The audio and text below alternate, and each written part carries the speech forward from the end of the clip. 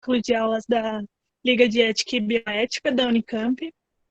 Nós somos alunos compostos pelo curso de Medicina e de Fonoaudiologia. É uma liga interdisciplinar, multidisciplinar, né? A gente é orientado pela professora Daniele Sacardo. E hoje a nossa aula vai abordar um pouco da violência obstétrica, da saúde da mulher.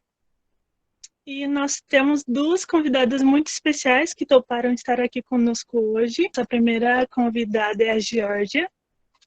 Ela vai ser a primeira da aula, a trazer um pouco dos conhecimentos dela. Bom, a Georgia Carolina Nascimento, ela é cientista social pela Universidade Estadual de Campinas, a Unicamp. Ela é doutoranda em Direito e Antropologia Social, também pela Unicamp. Ela desenvolveu uma pesquisa na área de produção de experiências de gestação, parto e puerpério, e é também estudiosa das temáticas de gênero, maternidade e saúde da população negra. Áudia, boa noite a todos. Primeiro eu gostaria de agradecer, né, o convite da Liga para estar mais uma vez aqui com vocês, é sempre um prazer. E também agradecer a disponibilidade de todas, de todos, né, de virem aqui para trocar esse conhecimento, acho que é muito importante, um tema tão relevante. E também agradecer a Larissa a oportunidade de conhecê-la, de estar aqui junto, né, para partilhar, para fortalecer a discussão em relação à violência obstétrica entre as mulheres negras, né, e as questões étnico-raciais. Bom, o que eu gostaria de fazer hoje à noite é trazer algumas considerações, né, que ajudem a gente a se situar diante desse quadro que é muito complexo, né, que as mulheres negras, elas protagonizam reiteradamente os índices mais alarmantes, né, quando se trata da violação de direitos reprodutivos. E para isso, eu gostaria de fazer uma breve reflexão, né, sobre as maneiras com que o racismo estrutura a sociedade brasileira, ele também conforma o campo da saúde, e isso é traduzido por meio das iniquidades raciais, né, que a gente vê também em relação à saúde reprodutiva da mulher negra. Bom, para começo de conversa, não é novidade que o cotidiano vivido pela população negra no Brasil, por mais de 3 séculos de escravidão e também aí no pós-abolição, tem como reflexo contínuo essas iniquidades raciais, né? Porque é um país marcado por políticas de extermínio da população negra, pelo mito da democracia racial, né? Que aqui é um modo específico de racismo que vai se desvelando nessas práticas em saúde, através também do mito da democracia racial. Em relação à violência obstétrica, de maneira mais geral, né, que antes era um tema um pouco invisibilizado, até entendido por muitos como um tabu, ele está cada vez mais sendo recorrente como tema de estudo e também como preocupação de movimentos sociais e da sociedade civil de maneira geral, né, movimentos de mulheres. E é um termo, eu digo que ele tá mais recorrente, mais visibilizado, porque é um termo que está em disputa e possui vários sentidos. Ou seja, ele é uma categoria analítica, mas ele também é uma categoria política, né? A ideia de violência obstétrica, e que tem uma polissemia, vários sentidos. E, apesar disso, dessa diversidade de discursos, do que seria violência obstétrica, porque tem gente que reivindica que nem existe violência obstétrica, né? Eu não estou nem colocando isso em questão. O que eu vou dizer aqui é que eu trabalho com a definição da professora Simone Diniz, né, da Faculdade de Saúde Pública lá da USP, quando ela coloca aqui, aí eu abro aspas, citando, né, que se trata de abuso físico, de imposição de intervenções não consentidas, intervenções aceitas com base em informações parciais, distorcidas, cuidado não confidencial ou não privativo, cuidado indigno e abuso verbal, discriminação baseada em certos atributos, abandono, negligência ou recusa assistência e desatenção no serviço. Fecha aspas. Né? Isso para dizer que que eu acho que a gente precisa deixar claro do que a gente está falando. E aí, tendo dito isso, a gente vê que existe, né, uma série de situações em que a violência obstétrica ela pode ocorrer. Então, ela se trata, sobretudo, de algo contextual, né, e que depende principalmente daquela que se reivindica enquanto vítima, né, daquela situação. Justamente por isso, por ser... Ela é contextual, mas ao mesmo tempo é política. A gente diz que é político porque ela acontece não só num contexto específico, mas se repete entre muitas mulheres, né? Mas é por isso que ela pode ser também praticada por qualquer um, desde na recepção, pela equipe médica, pela enfermagem, pelo pessoal da limpeza, né? E aí essa divergência nos entendimentos sobre o que seria violência obstétrica, que está em perceber o que, enquanto alguns olham determinados procedimentos ou tratamentos como uma rotina, para outros isso pode significar uma violência. E aí, isso tudo para dizer que é parte de uma visão que é construída social, cultural, historicamente, né? Partindo um pouco desse pressuposto, também é importante a gente olhar para a história e entender como a história nos mostra experiências de parto que nunca se deram de modo homogêneo, né? Ao contrário, elas sempre foram balizadas por diferenças étnico-raciais, mesmo antes da gente pensar o fenômeno da medicalização e hospitalização do parto, né? Entre os povos originários, enfim. Mas eu queria trazer aí uma retrospectiva um pouco histórica para a gente pensar como pensar a partir das diferenças vai nos proporcionar um olhar mais adequado para olhar esses processos de saúde, doença, enfim, e como que essas iniquidades raciais elas vão se perpetrando. E aí eu gostaria de pensar primeiro como que essa ideia de violência obstétrica começa a aparecer. No Brasil, a partir da década, sobretudo de 80, tem aquele grupo, o Grupo Séries, né, que vai mostrando como que o parto institucionalizado ele poderia representar uma violência, uma experiência violenta para a mulher. Mas ainda antes disso, nos Estados Unidos, lá na década de 50, no meio do século passado, né, e no Reino Unido também, vem aparecendo revistas, publicações, né, de mulheres, sobretudo mulheres brancas e das classes médias, denunciando abusos, maus tratos e desrespeitos cometidos durante o evento do parto e do nascimento, com o surgimento da hospitalização e medicalização do parto, né? Mas esse tipo de denúncia, ele não é necessariamente os primeiros, não representam os primeiros registros de violência obstétrica, né? Se a gente for lá para trás, ainda no século XIX, nos Estados Unidos, e daí eu vou citar esse exemplo como principal, mas a gente poderia falar aqui de muitos outros, né? Como no século XIX, tem que é um dos principais exemplos de como a ciência ela se fundamenta na lógica colonial, né? Que é a lógica colonial, é a colonialidade que vai proporcionar a ascensão da ginecologia moderna. Bom, nesse período, realizava seus primeiros experimentos o Dr. Marion Sims, né, que foi considerado o pai da ginecologia moderna.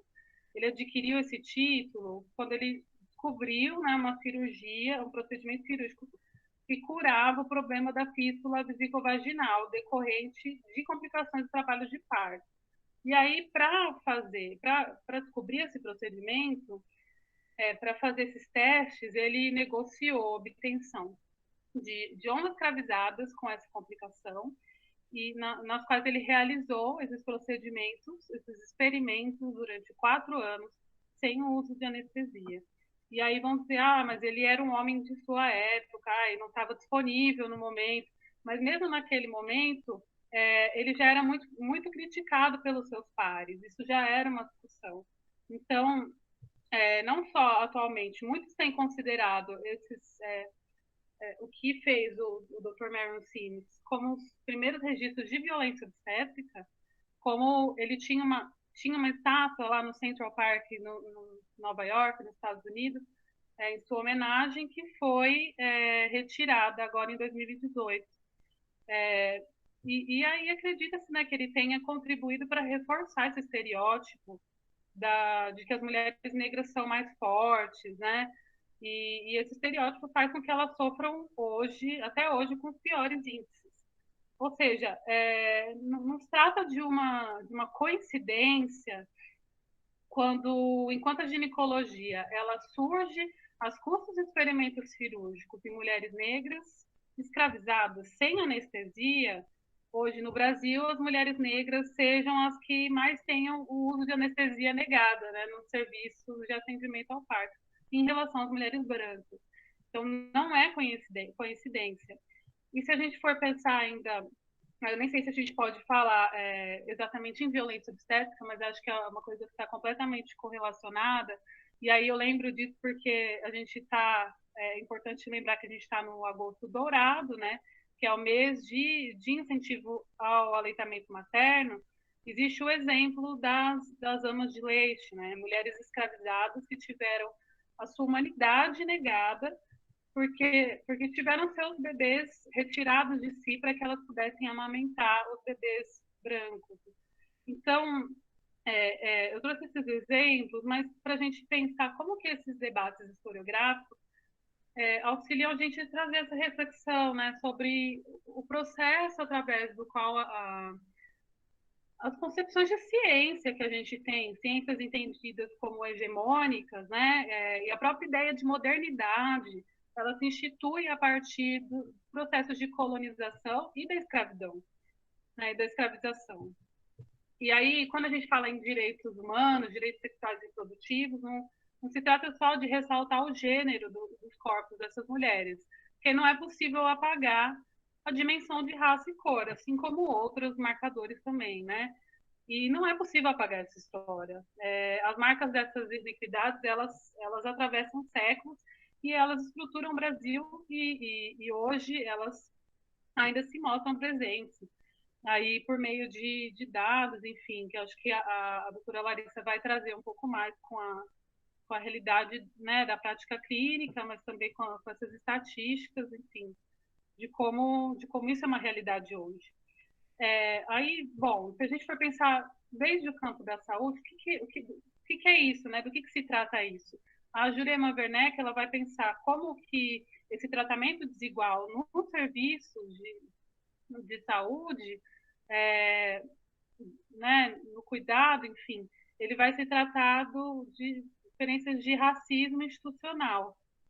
Mas também, se a gente for pensar numa uma perspectiva histórica e geopolítica, a gente pode perceber como também se trata daquilo que o Silvio Almeida entende como racismo estrutural, né? Não sei se quem assistiu ele no Roda Viva recentemente, ele fala brilhantemente sobre o racismo estrutural, também vai fazer uma reflexão super legal, né, sobre o SUS, por exemplo. E aí ele vai falar que o racismo, ele não é algo conjuntural, né? E tampouco ele é um fenômeno anormal, mas ao contrário, ele é a norma. O racismo é a norma porque justamente ele constitui essas relações econômica, política e subjetivamente. Então, assim, um não exclui o outro, né? Eles se complementam, sendo o racismo ele estrutural e institucionalizado. E aí, outra coisa que eu falei na primeira aula, mas que eu acho fundamental, né, para quem já estava aqui na primeira aula, ouvir um pouco, mas eu acho sempre importante repetir, porque é disso que a gente está falando também, pensar aquilo que surge também esse Estado moderno, é o que o filósofo francês Michel Foucault ele vai definir como biopolítica, né? Que é aquilo que diz respeito ao Estado exercendo a governamentalidade por meio do controle dos corpos, das vidas. E aí é um biopoder que vai se instituir em relação aos saberes do corpo, né, como espécie, das ciências relacionadas à saúde, à reprodução, à demografia, à produção de estatísticas, por exemplo, nessa curiosidade com o corpo, né, de enquadrar, enfim. E daí, no que se refere especificamente ao gerenciamento das populações pobres, periféricas e negras, ele funciona com essa ideia de viver, de gerenciar essa vida, mas de um fazer viver de modo precário, né, com uma precariedade. né? Sendo que a experiência da raça ela vai daí se constituindo por meio da relação também com os serviços de saúde, né? Com essa atenção e esse cuidado, ou a falta do cuidado, né? Que se oferta e que faz morrer lentamente, né? Não é algo que mata, mas é o que deixa morrer, né? Não é o que faz morrer, é o que deixa morrer. O que faz morrer, aí é o conceito que eu resgato um pouco do que vem do filósofo africano, né, o Achille Mbembe, que ele vai refinar esse conceito de biopolítica do Foucault, que quando a gente vai pensar nessas iniquidades raciais em saúde, a gente também pode pensar, né, nesse projeto de política de morte estruturante, né, mas enfim, que assente-se nessa constituição de países colonizados como o Brasil. Só que ele tem a ver, embora ele tenha a ver mais especificamente essa ideia de necropolítica, né, com o genocídio da população negra, quando a gente vai pensar esse par bio-necropolítica, significa que o Estado ele vai aparecer para o povo negro, ora pela negligência, ora pela violência, né? Então, o que o Mbembe vai propor, pensando o conceito que ele coloca como soberania, na ideia de soberania, é que, pensando no Foucault, né, é que o Estado ele reúne esse direito, né, de deixar viver um em detrimento de outros ou de fazer morrer em detrimento de algo maior ou de algo coletivo. Mas aí eu questiono, né, são esses que podem morrer, né, ou que devem morrer, e quem é beneficiado com isso. E aí, nesse conjunto, o jargão médico ele vai trabalhar com a ideia de que algumas mortes são evitáveis, né?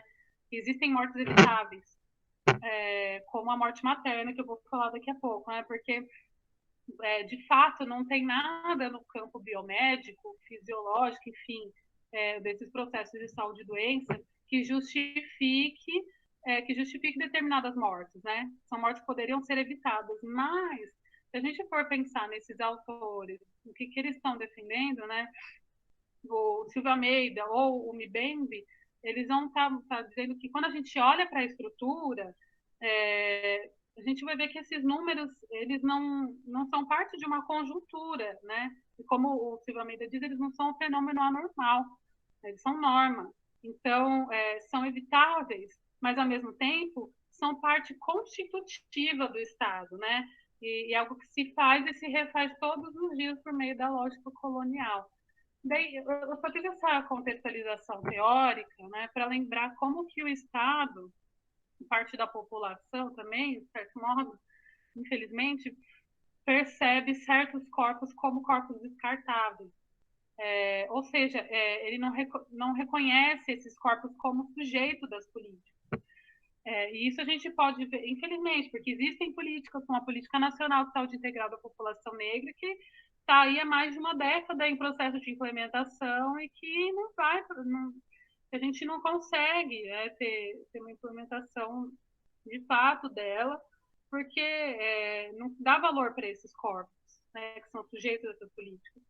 Então, a gente pode ver como exemplo, daí que eu falei da questão da mortalidade materna, se for pensar a mortalidade materna de modo geral, ela foi um dos objetivos do milênio, né, que foi assinado lá em 2000, para ser erradicada, né, até 2015, mas que foi um único dos objetivos que não foi atingido. Mas daí, só que aí é isso, né? A mortalidade materna é um indicador de má qualidade dos serviços, porque essa ideia de que são mortes evitáveis, né? Porque o ciclo gravídico puerperal, ele não é doença. Então, se ocorre uma morte materna, quase sempre ocorre porque o atendimento não é adequado. E é essa a ideia que se tem. Mas aí, quando a gente olha para a estrutura, a gente se questiona. Só que essa mortalidade ela é brutalmente maior entre as mulheres negras. Essa questão, né, que aparece num artigo da professora Débora Santos, que foi produzido agora recentemente, no início do mês saiu, que, bom, apesar da gente ter dificuldades de ter dados, enfim, que tem a subnotificação e os dados que a gente tem ainda serem dados de baixa qualidade para a gente trabalhar, infelizmente, porque a gente não consegue colher o quesito raça-cor como deveria no Brasil,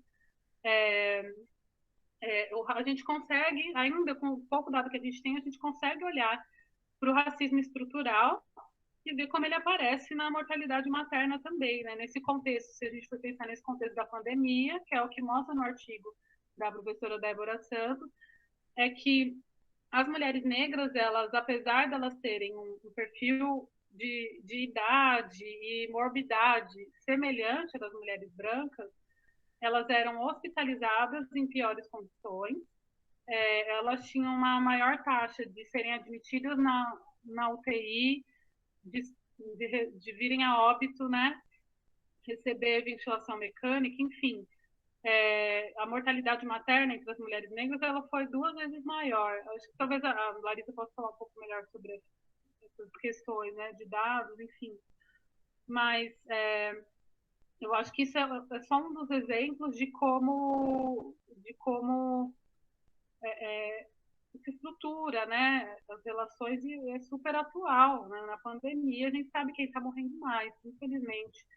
E é claro, né, eu estou dizendo tudo isso aqui, mas que se ocorre a violência obstétrica em função do racismo, que é disso que a gente está falando, também existe uma série de outros marcadores da diferença, né, que a gente diz, que fazem com que a mulher seja colocada numa posição subalternizante, por assim dizer.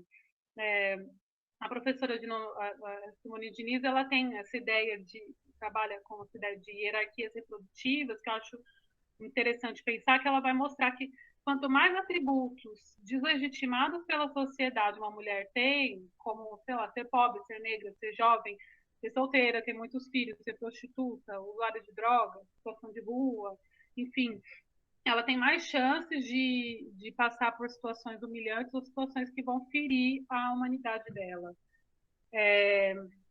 Mas aí, já finalizando, que eu já estou estourando o tempo, a questão da violência obstétrica, ela é isso, né? É um modo de desumanizar. Só que a mulher negra, ela sofre uma dupla desumanização, né? Eu acho que é sobre isso que a gente está tentando hoje, afinal das contas, né? Que a combinação entre ser uma mulher e ser negra é uma combinação que faz com que a mulher ela sofra duplamente, né? Por sua raça e pelo seu gênero. Então, a gente tem que estar muito atento em relação a isso. Acho que tem mais coisas que a gente pode trazer para a discussão, enfim. Acho que eu tinha para trazer era um pouco isso, para não estourar o tempo também. Muito obrigada, Georgia. Nossa, seus pontos argumentados foram excepcionais. E a gente percebe, né, o quanto realmente existe uma cor na dor das maternidades, como é o tema da nossa aula. Foram pontos muito importantes. Eu agradeço. Agora a gente vai passar para a nossa segunda convidada. Então, nossa segunda convidada é a Larissa Castro. Ela é médica pela Universidade de Mogi das Cruzes, possui residência em ginecologia e obstetrícia no Hospital Maternidade de Vila Nova Cachoeirinha. Ela também é especialista em gestação de alto risco no Hospital das Clínicas da Faculdade de Medicina da USP, mestrando em GO também na USP. Seja muito bem-vinda, doutora Larissa. Obrigada por aceitar nosso convite. É realmente um prazer para a nossa liga. E fica à vontade. E no final a gente lê as perguntas que vão ser feitas para vocês. Tá ótimo. Muito obrigada. Fico muito contente com o convite de vocês. Boa noite para todos. Muito obrigada pelo convite. É muito bom poder falar com vocês. A minha ideia é usar os slides, mas é mais um bate-papo, é falar um pouco da minha vivência, falar um pouco de dados, falar da minha experiência dentro da obstetrícia e também como uma mulher negra na medicina. Eu gosto sempre de começar, quando eu vou falar sobre esse assunto, mostrando esse slide, que é uma maneira da gente refletir um pouquinho sobre essa questão do racismo estrutural. Então, olhem para ele e pensem nele. Essa imagem foi utilizada pelo governo do Paraná, junto ao Conselho de Promoção de Igualdade Racial, para discutir justamente essa questão do racismo. Então, as pessoas tinham que responder, vendo a imagem da pessoa, qual a ideia que elas tinham sobre isso. Então, desse homem branco, muitas responderam que com a ideia de que ele estava atrasado, e do homem negro que ele estava fugindo. Então, eu acho que é importante a gente pensar nos nossos conceitos básicos, nas imagens básicas que nós temos nessa questão estrutural do racismo antes de qualquer coisa, antes de questões obstétricas, antes de qualquer outra situação. E pensar também nos termos de preconceito, que é o conceito antecipado de alguém, e discriminação, que é fazer a distinção, ou seja, são situações diferentes, são condições diferentes, e a gente não pode colocar tudo no mesmo saco, no mesmo monte, e ignorar as pessoas e ver isso como um discurso fechado, um discurso de mimimi, de que está falando sempre a mesma coisa. É muito importante a gente pensar nesses termos e nesses conceitos. E por que falar de tudo isso? Por que pensar nisso tudo? Porque a nossa população, ela é composta, na sua maioria, por pessoas pretas e pardas. Nós temos uma população branca que é de 44%, mas temos 46% que é composta por pessoas pardas e 8,2% composta por pessoas pretas. Então, o racismo, se a gente for pensar só nesse dado, já é uma coisa sem lógica, né? É a maioria da população que é oprimida por uma parcela muito pequena da população, porque mesmo que a gente fale do racismo, isso não é uma maioria, isso não é uma regra de toda a humanidade, não são todas as pessoas racistas. É um número pequeno da população que oprime a maioria, mas oprime de uma maneira muito ruim, uma maneira muito difícil de lidar para certas pessoas. E outro dado que eu acho importante trazer aqui é quando eu falo de violência obstétrica, quando eu falo de tudo isso, a medicina no Brasil, é como as pacientes são representadas, como elas se sentem assistidas por médicos negros. Não é a ideia de um apartheid, de que as pacientes negras tenham que ser atendidas por médicos negros. A ideia não é essa, a ideia de referência, é de conseguir muitas vezes ter uma sensibilidade maior por essas pacientes que às vezes têm uma certa dificuldade de conversar por certos assuntos, de se identificar em certos assuntos. Então, a Faculdade de Medicina da USP fez uma avaliação no ano de 2018 com todos os recém-formados, e apenas 1,8% se declararam negros e 16,2% se declararam pardos. Eu acho que é importante usar esse dado da USP, porque nós sabemos que a USP é uma das maiores universidades do país, é uma das maiores universidades em número de formação de médicos por ano. A turma tem, no mínimo, 180 alunos, e ela atrai pessoas do país todo. Então, quando nós pensamos que o país inteiro, que é composto, na maioria, de pessoas negras, só tem 1,8% de pessoas negras, a gente começa a entender que essa divisão, ela é muito diferente da prática, ela é muito diferente do nosso dia a dia, da nossa rotina. E é justamente isso, essa percepção, né, que a paciente tem, que a paciente sente. Quantos médicos negros uma paciente já viu? Quando você olha no entorno de um hospital, quantos médicos negros você consegue ver? Quantos profissionais negros você encontra? E como que é isso para a paciente? Como que é essa percepção? Como que é essa reflexão? Eu acho importante tudo isso que eu falei, importante tudo isso para a gente pensar que 66% das vítimas de violência obstétrica são mulheres negras. Então, será que esse percentual tão alto de mulheres que são violentadas, ele seria igual se nós tivéssemos uma distribuição maior de médicos negros atendendo essas mulheres? O racismo obstétrico, ele existe, ele é real. Então, como eu falei, nós temos 65,9% de mulheres negras que sofrem violência, quase 69%. Além disso, 27% das mulheres negras gestantes somente 27% das mulheres negras gestantes tiveram acompanhamento durante a gestação. A gente considera essa questão de acompanhamento durante a gestação toda mulher que teve ao menos 5 consultas de pré-natal, em algumas regiões 5 consultas e 2 exames de ultrassom. Alguns não consideram ultrassom, mas, ou seja, ao mínimo 5 consultas. Eu sei que às vezes quando a gente fala, mas 5 consultas é bastante coisa. Não, se você pensar que uma mulher tem uma gestação que dura 40 semanas e que a cada 4 semanas ela tem que passar em consulta, descontando a fase inicial do pré-natal, e que no final do pré-natal ela deve passar a cada 15 dias, e mais ainda, depois de 36 semanas, ela tem que passar toda semana, na média ela teria que passar pelo menos 10 consultas. Então a gente considera 5 já metade do que ela deveria passar. Dizer que 27% dessas mulheres não tiveram acompanhamento, ou seja, não tiveram nem a metade do mínimo necessário, é algo muito alarmante, algo muito grave. E além disso, pior ainda quando a gente avalia esse último dado, 62,8% das mortes maternas são de mulheres negras. E essa semana, na verdade, semana passada, no dia 17, uma revista americana da Flórida analisou os recém-nascidos, analisou bebês negros que tinham nascido e avaliaram os médicos que cuidaram desses recém-nascidos. E eles perceberam que os bebês negros cuidados por médicos negros tiveram uma taxa de mortalidade de 39% a 58% menor do que os bebês quando foram cuidados por médicos brancos. Esse é um trabalho retrospectivo, então ele não está avaliando, ele não está conversando com as pessoas envolvidas no estudo, mas ele avalia a questão do envolvimento. Ele até relata no trabalho que muitas vezes os bebês que eram mais graves, que ficaram mais tempo internados, mas que tiveram uma conversa maior com o pediatra, a evolução deles foi melhor se cuidados por médicos negros. Muitas vezes, justamente por tudo isso que eu falei até agora, essa construção do racismo estrutural.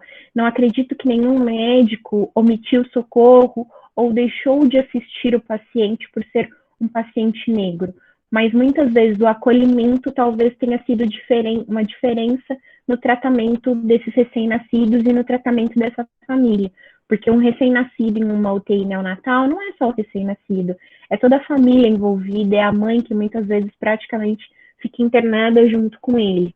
Então é importante a gente olhar esses pontos da medicina que estão envolvidos nessa questão racial.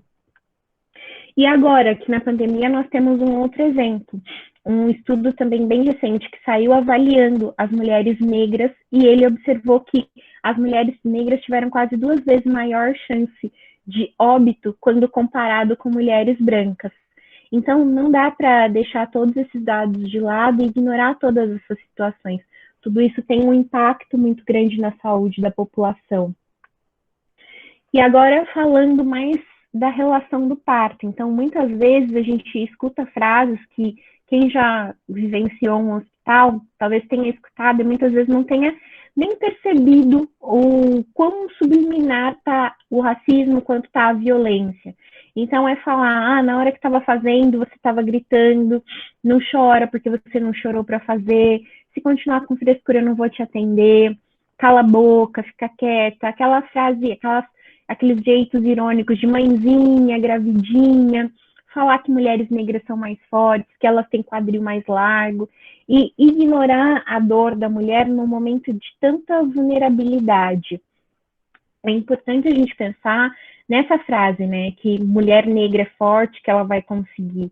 A questão da cor da pele não reduz a dor do trabalho de parto de nenhuma mulher. A questão cultural pode até mudar a maneira com que ela reage. Isso sim, isso pode acontecer. Algumas mulheres, algumas regiões do mundo em si, têm uma sensibilidade à dor que não é expressada, tanto quanto nós, como brasileiros que são latinos. Então, muitas vezes, você realmente encontra uma mulher que fica ali mais quietinha, que não grita. Não quer dizer que essa mulher que está ali quietinha, que não está gritando, ela não está sentindo a dor. E não quer dizer que a dor dela não deve ser valorizada, que ela pode ser deixada de lado sem que ninguém pergunte o que está acontecendo para ela. Toda mulher deve e merece ser avaliada, independente da cor da pele, e a dor não pode ser negligenciada também pela cor da pele. E quando a gente fala de violência, é muito importante analisar esse ambiente em que as pacientes estão. Quando a gente fala hoje, principalmente nesse mundo que é tão instagramável do parto, que traz o parto humanizado como uma propaganda, como um produto, e que daí coloca a doula, coloca analgesia, coloca obstetriz, coloca uma sala de parto toda equipada, é um contexto muito bonito, mas não é uma realidade da maioria da população. Então, será que violência também são só essas frases, são só essas questões de não, vem, ó, faz isso, faz aquilo? Será que você deixar uma paciente em trabalho de parto junto com mais 5 pacientes, sem analgesia, com uma profissional só que tem que medicar todo mundo, será que isso já não é uma forma de violência? Será que a violência já não está começando nesse momento? E violência obstétrica é justamente isso. O termo direto, ele fala dessa questão que pode ser física, sexual, verbal. Existem alguns conceitos, existem algumas situações que antigamente eram feitas de frequentemente e consideradas hoje como violência, como lavagem intestinal, deixar a mulher amarrada, limitando os movimentos dela, usar a ocitocina indiscriminadamente, proibir o acompanhante, a manobra de Ksteller, que é aquela manobra de empurrar a barriga da mulher, episiotomia sem consentimento. Essas são formas clássicas de violência, são formas que a gente hoje já consegue olhar e analisar de uma forma melhor, uma forma mais ampla. Mas é importante também olhar para as violências que são muito pequenas, que são muito sutis, que é aquela coisa da mãezinha de não falar o nome da paciente e que são muito mais difíceis dela poder reclamar, dela poder questionar que estão acontecendo. E durante a pandemia, essa foi uma violência que nós percebemos, mas que nós também ficamos de mãos atadas. Muitos hospitais limitaram a presença do acompanhante.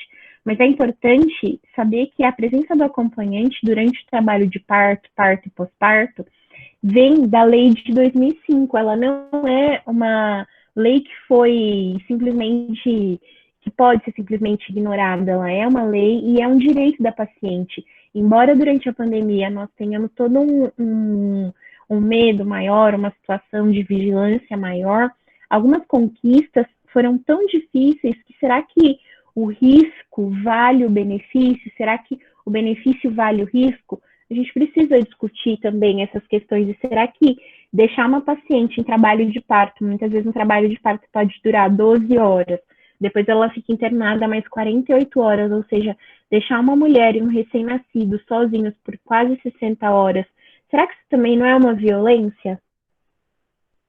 E agora que eu falei de tudo isso, dessa questão da violência, é importante também falar dessa ideia que a gente tem muitas vezes romantizada do parto.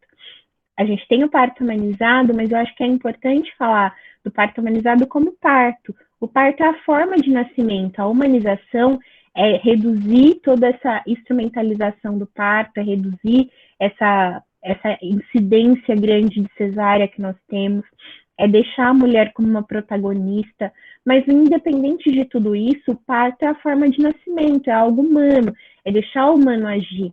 Mas a gente também não pode passar do extremo da violência para deixar o parto humanizado como um evento além do parto, um evento que foge do parto, um evento que é diferente. Ou seja, não, eu quero parto normal, mas eu não quero parto humanizado. Eu quero parto humanizado, mas eu não quero parto normal. Então, o parto humanizado, parto vaginal, o parto é simplesmente um evento de nascimento, é um evento que todos nós, de alguma forma, passamos por ele, como cesárea, com fórceps, com um parto vaginal, isso independe. Então, também criar do parto humanizado uma entidade diferente acaba violentando as outras mulheres que muitas vezes vão ter acesso a um parto que é natural, que não teve intervenção, mas que porque não teve a bola, não teve a luz, não teve o aroma, ela vai achar que aquele parto dela não foi tão humanizado quanto o parto de outra mulher. E como nós podemos combater essa violência? Agora que a gente já sabe que a violência, a gente sabe que parto é um evento natural na vida dos seres humanos, dando informação. Então, dar informação para as pacientes, ampliar a remuneração do parto vaginal, garantir o direito do acompanhante, porque o acompanhante é a pessoa que está ali externa à situação, que está ali naquele momento junto com a paciente, olhando para ela, mas também olhando todo ao redor. Muitas vezes ela já está cansada, ela já não tem condições de reclamar de alguma situação. utilizando métodos naturais para alívio da dor. O parto ainda é um procedimento que gera dor, mesmo com a analgesia, ele tem seus momentos de dor, então criar métodos para aliviar essa dor é muito importante. Dar curso para as mães, para os casais, também é outra forma de reduzir a violência, porque a paciente, quando se sentir violentada, ela vai ter argumentos, ela vai ter mecanismos de falar, isso eu não aceito, isso eu não quero. Então, se vocês em algum momento virem algum tipo de violência, algo que vocês não concordam, como denunciar? Todo hospital, público ou particular, sempre tem um serviço de ouvidoria. Esse é o caminho mais fácil para se chegar numa violência obstétrica, para se denunciar. Se for algo mais grave, algo que você acha que tem uma violação de conduta ética do profissional, alguma violência grave, o hospital também, ele é munido de comitê de ética, então o comitê de ética também pode ser acionado para que seja feita uma denúncia. Em casos mais graves, em casos de violência corporal, em casos de lesões graves, a delegacia regional do CRM, que aí você precisa fazer uma denúncia no primeiro momento se identificando, mas durante toda a averiguação do CRM, se você não quiser, você pode ser poupado e você não precisa ser questionado frente a frente com o agressor. E também as delegacias e o Disque Saúde. Então, é importante, por isso, o conhecimento ele é importante por isso. Muitas vezes eu escuto de pessoas falando, mas eu vi o que ele fez com aquela paciente, mas você fez alguma coisa? Não, eu não sei onde fazer. Então, é importante saber que todo hospital tem uma ouvidoria. E a ouvidoria sempre tem a função de acessar ou o profissional que realizou aquele tipo de violência ou a chefia direta, a chefia imediata daquela pessoa. Então, por mais que você ache que, mas não vai funcionar, muitas vezes essa notificação já vai ser suficiente para a pessoa entender que a postura dela é incorreta. E, para fechar, algo que eu acho muito importante, eu falei de violência obstétrica esse tempo todo, e o mais importante que eu acho de tudo isso é o posicionamento que o Ministério da Saúde teve no ano passado.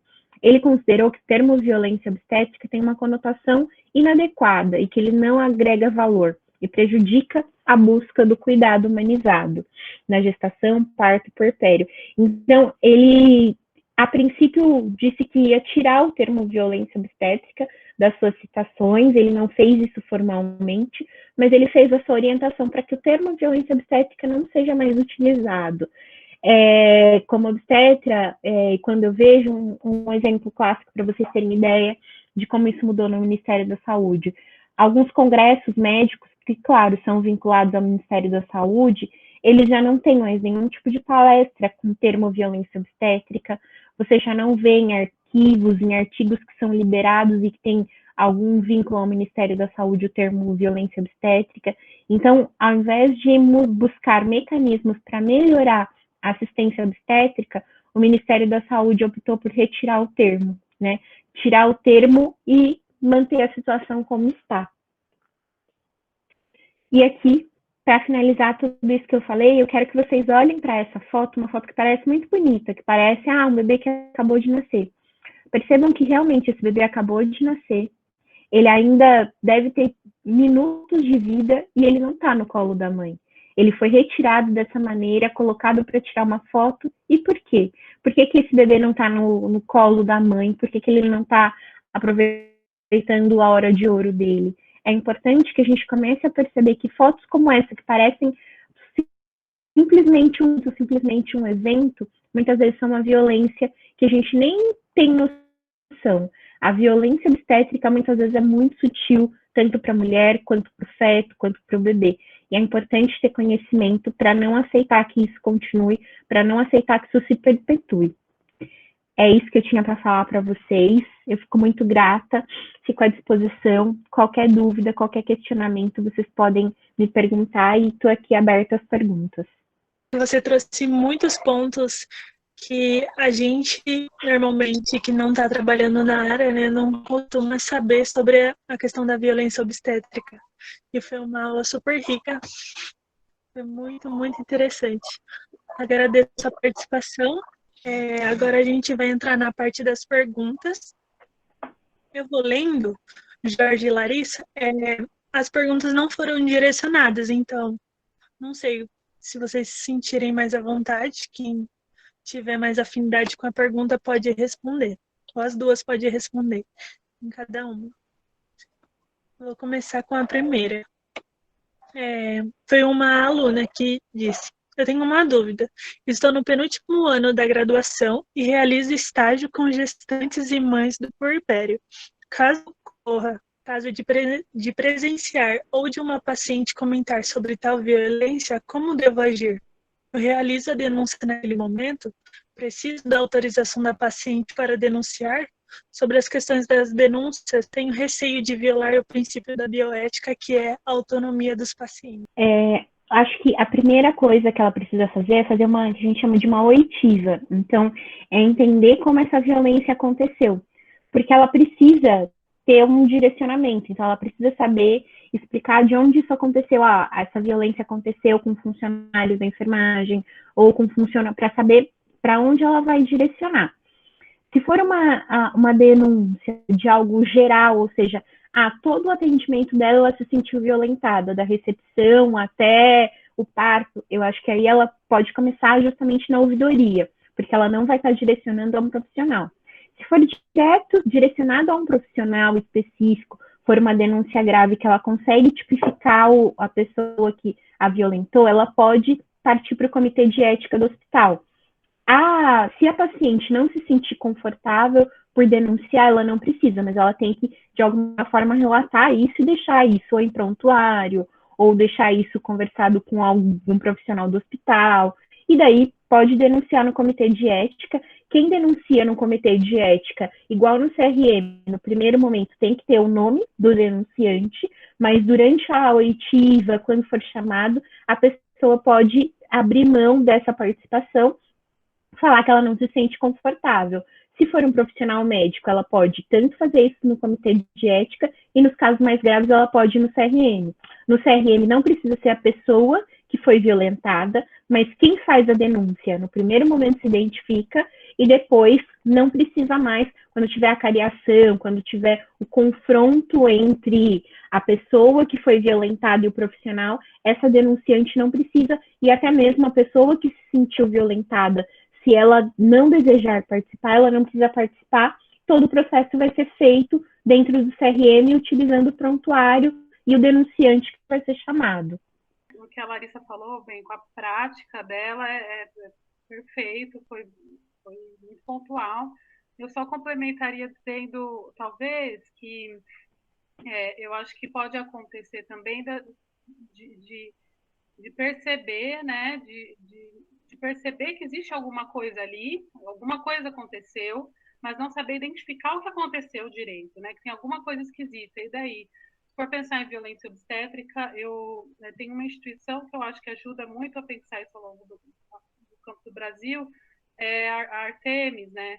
Então, eu acho que é uma referência boa se buscar se você tiver com uma pulga atrás da orelha em relação a algo que você viu ou que ouviu dizer, é uma boa referência se buscar para se informar e saber identificar melhor o que aconteceu também, mesmo para saber formular, né, na hora de dizer, na hora de denunciar, enfim, é importante estar atento a saber fazer uso dos termos, enfim.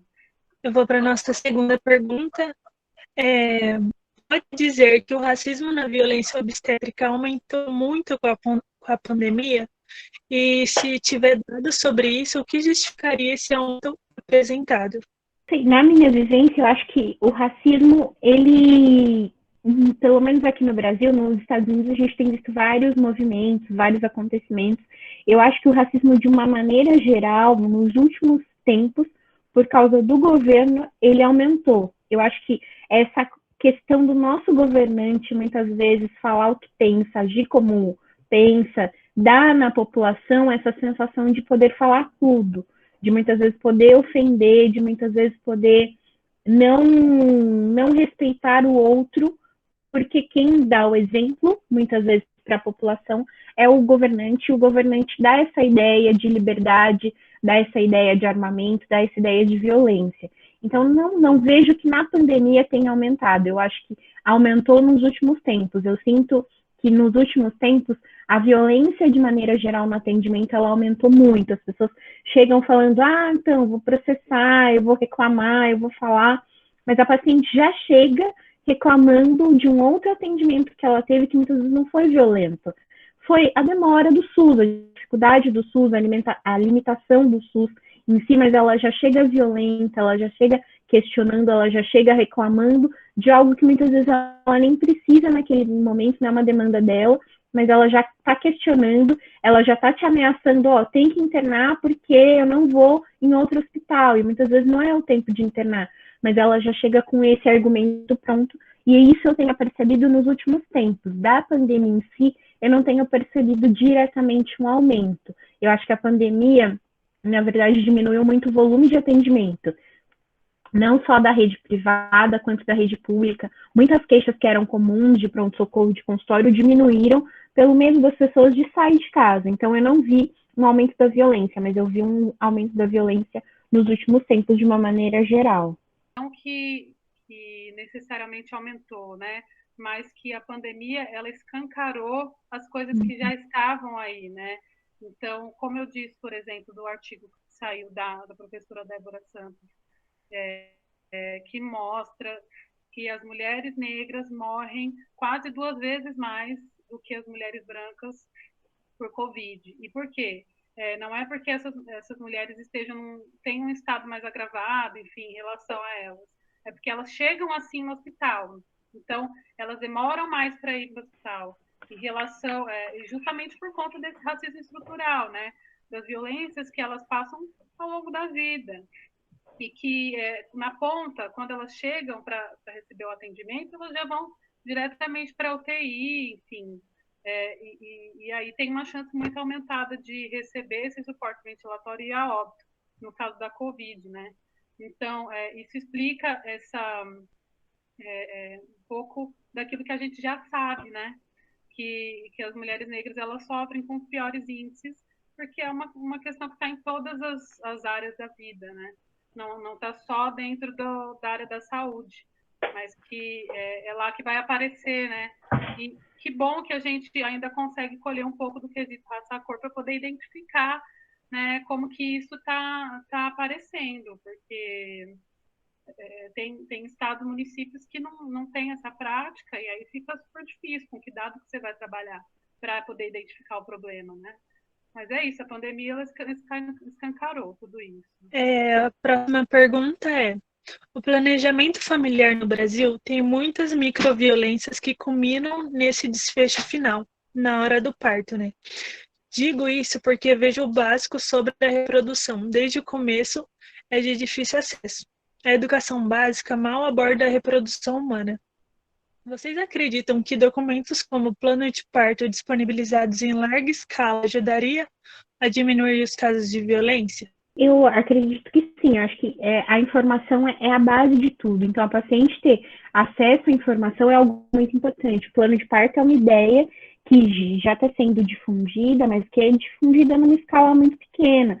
São alguns hospitais que são referência.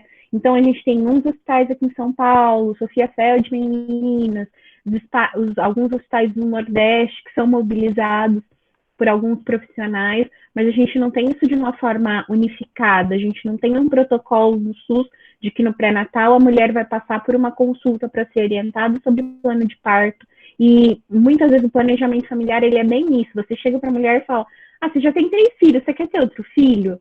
E ninguém questiona, igual eu lembro que eu tinha uma orientadora que ela sempre falava, não pergunto para ela se ela quer, quantos filhos ela quer, pergunta, olha, você pensa em ter outro filho? Tá bom para você assim? Tudo bem? Chega de uma maneira gentil, questiona. O planejamento familiar, a fertilidade é dela. Se você já chega falando, você tem 3 cesáreas anteriores, vamos fazer laqueadura agora? A mulher já se sente encurralada. Então, eu acho que, infelizmente, não falta no pré-natal uma consulta para orientar o parto, de que o parto tem suas fases, de que ela pode ter que ir e voltar na maternidade, de que ela pode colocar o DIU no pós-parto, das possibilidades que ela tem de justamente isso, planejar tanto o parto quanto a fertilidade dela após, como a concepção dela após. Eu acho que isso, infelizmente, no Brasil é colocado de uma maneira muito ruim. A gente tem muita dificuldade para falar sobre nascimento, sobre sexo, tanto na graduação, tanto no consultório, tanto no pós, e isso acaba gerando uma sociedade de pessoas que muitas vezes não sabem dos direitos, não sabem das possibilidades. Eu acho que mudar tudo isso, orientar, falar, principalmente a gente está vendo agora, infelizmente no Brasil, a gente só vê as coisas quando acontece os maiores erros, é queda de avião que eu falo, né? Não checou o pneu, daí o outro não checou outra coisa, não fez, o avião cai. Daí a gente volta e checa tudo. Essa menina de 10 anos que foi violentada agora, para mim, é o melhor exemplo, né, dessa situação. Um caso que não tinha que ser vazado de maneira nenhuma, em condição nenhuma. Eu fiz especialização no hospital da Zona Norte de São Paulo, um hospital que é muito próximo de uma região que tem uma favela muito grande, e lá eu peguei meninas de 11 anos, meninas de 12 anos. Eu me lembro de uma menina de 11 anos que era o segundo aborto legal dela. É uma situação, assim, é horrível como ser humano ouvir uma situação dessa, de uma menina que passa pela segunda violência sexual dela e que tá ali nesse ambiente ruim, mas ela estava no segundo aborto dela e ninguém divulgou, e ninguém falou. Existia a questão social de que não se conseguia tirar ela do agressor, não se conseguia tirar ela da família, por questões sociais, mas ela teve, em todos os momentos, esse apoio de conseguir chegar até o hospital, de conseguir realizar esse aborto. O que nós fizemos com essa menina de 10 anos do Espírito Santo é uma das maiores violências que se possa imaginar. Então, se a gente não fala de planejamento familiar, se a gente não dá essa oportunidade da pessoa de entender que ela tem direito ao aborto, de chegar até o lugar, a gente acaba vendo tudo isso. E a gente, no Brasil, infelizmente, muitas vezes vê quando chega no Jornal Nacional. E olha só quanta coisa aconteceu antes até chegar nos grandes jornais. Gente, a Georgia caiu, mas eu acho que logo, logo ela já volta. Então a gente já vai para a nossa próxima pergunta, tá? Depois a gente retoma com ela também. Doutora Larissa, a próxima pergunta é: a retirada do termo violência obstétrica não seria uma forma de manter a assimetria das relações de poder no processo de parto e as mulheres, especialmente as negras mais vulneráveis silenciadas? Isso, para mim, é um projeto ético-político deliberado com conivência do CFM. O que vocês pensam sobre? Eu acho que é bem isso mesmo. Essa questão da retirada do termo, ela é com conivência, sim, do CRM. Eu não me lembro qual cargo, mas a idealização da retirada do termo violência obstétrica foi feita com o apoio de alguns dirigentes do CRM, que inclusive esse ano assumiram, com a mudança do ministro, assumiram a assistência básica à saúde e orientaram a retirada de doulas, a retirada de profissionais multidisciplinares de alguns hospitais. Então, é uma questão muito maior e muito mais difícil, né, para a gente abordar, porque quando o governo começa a mexer nessas questões que são ligadas ao parto, a gente tem uma dificuldade muito grande, a gente tem um bloqueio, não é uma coisa que está ali para a gente ter um acesso fácil de modificar. Eu acho que tirar o termo e manter as condições de parto que nós temos hoje não altera em nada. O fato de você usar o termo ou não utilizar o termo não ignora o sofrimento que as mulheres sentem. Ok, nós podemos não falar que é violência obstétrica, mas nós podemos falar que o Cristoler é um movimento que não deve ser feito. Então, por mais que você não use o termo violência obstétrica, a paciente, se ela tiver conhecimento, ela sabe que isso está errado e ela vai ter consciência de buscar auxílio. Então, é muito mais importante, na minha visão, que nós consigamos, de uma maneira universal, orientar a paciente, dar acesso para que ela saiba que isso está errado, que isso não pode, que isso é incorreto, do que talvez brigar com o governo, que nesse momento eu acho muito difícil, porque toda essa cúpula que fez essa movimentação está tentando mobilizar outros pontos e retirar outros termos. Então, infelizmente, a gente tem uma dificuldade muito grande e essa é realmente uma questão que vai muito além, né? Que tem ramos muito maiores do que a gente consegue acessar. Com certeza. Inclusive, como tudo, né, que tem aparecido aí nesse despresidenciável governo, né, que a gente tem. Não tem nem o que comentar, né? O que tem, né, tudo em relação ao Ministério da Saúde agora, for pensar em relação às gestantes e puérperas, principalmente porque não tem diretriz, né? Não tem referência. Então, o serviço ele está funcionando assim na ponta, na prática, de uma maneira totalmente descoordenada. Não existem normativas, né? Um grupo de trabalho que pense uma diretriz, enfim. E aí cada unidade faz o que quer, né? Aqui em Campinas, por exemplo, foi liberada teleconsulta para fazer o pré-natal, por exemplo. E aí, o que isso acarreta, né? Na saúde dessas mulheres. Enfim, e aí, em questão, a retirada do termo a violência obstétrica, ele é um exemplo anterior de como que isso vem se pautando no governo Bolsonaro, qualquer política que eles têm para as mulheres, né? Provavelmente. De silenciamento. Bom, a gente vai para a nossa última agora. Foi um pouco de opinião também. Eu vou ler para vocês. E uma outra coisa que venho pensando nesses dias, e não sei se faz sentido, mas vamos lá. Sobre o caso da garota de 10 anos vítima de estupro. Poderíamos considerar uma violência obstétrica o que ela sofreu, visto que ela não obteve atendimento médico imediato e, de um modo ou de outro, ela passaria por um procedimento obstétrico? Sim, eu acho que é uma violência direta e é uma violência também de ignorância. A alegação do primeiro hospital pelo qual ela passou é de que ela não teria direito ao aborto legal, porque ela tinha 23 semanas. E o feto, se não me engano, tinha 530 gramas. Então, se a gente olhar a teoria, sim, o aborto legal, no caso de violência sexual, ele tem o limite de 500 gramas ou até 20 semanas, 22, se o feto tiver menos de 500 gramas. Primeiro lugar, ultrassom, é o que eu sempre falo, não é balança, então você tem o peso estimado do feto que você pode descontar até 30%. Então aí eles já poderiam utilizar. Mas ok, eles preferiram utilizar esse termo. Mas aí tem uma outra coisa muito importante. Essa menina, com 10 anos, a gravidez dela é um risco de vida. Então, toda gestação com risco de vida, a mulher tem direito à interrupção judicial. A interrupção sem pedido judicial é simplesmente o relatório de 2 médicos diferentes falando isso. Então, para mim, ela sofreu uma violência obstétrica, sim, e uma violência de ignorância. Eles argumentaram com uma coisa, sendo que existe uma outra possibilidade. E é muito difícil quando você argumenta com a ignorância. É o que a gente está vendo no nosso governo. Não dá para você falar para a pessoa que isso aqui é azul se ela acha que é verde. Você não vai conseguir mudar o conceito dela. E isso é muito difícil, tanto na medicina quanto nas outras áreas. E daí a violência acaba se perpetuando pela ignorância dos profissionais que estavam ali com ela. E os erros, né? Foi a sucessão de erros. Quando o pedido judicial foi feito, o juiz ali já tinha que ter acabado com essa situação de não existe pedido judicial, não tem que ser feito, eu não vou liberar nada e vocês vão fazer o aborto. Ponto final.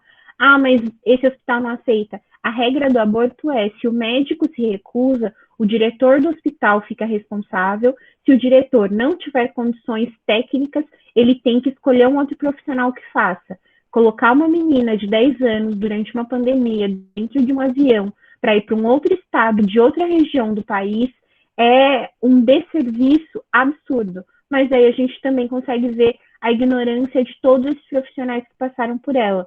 Desde o primeiro hospital, a toda a questão jurídica, a toda a questão médica, a questão de profissionais que deixaram ela ter que rodar todo esse período até chegar num aborto legal, num estado totalmente diferente do dela, ser exposta dessa maneira, ter um nome divulgado. Então, eu acredito sim que foi uma violência, mas acredito também na ignorância dessas pessoas que assistiram essa menina.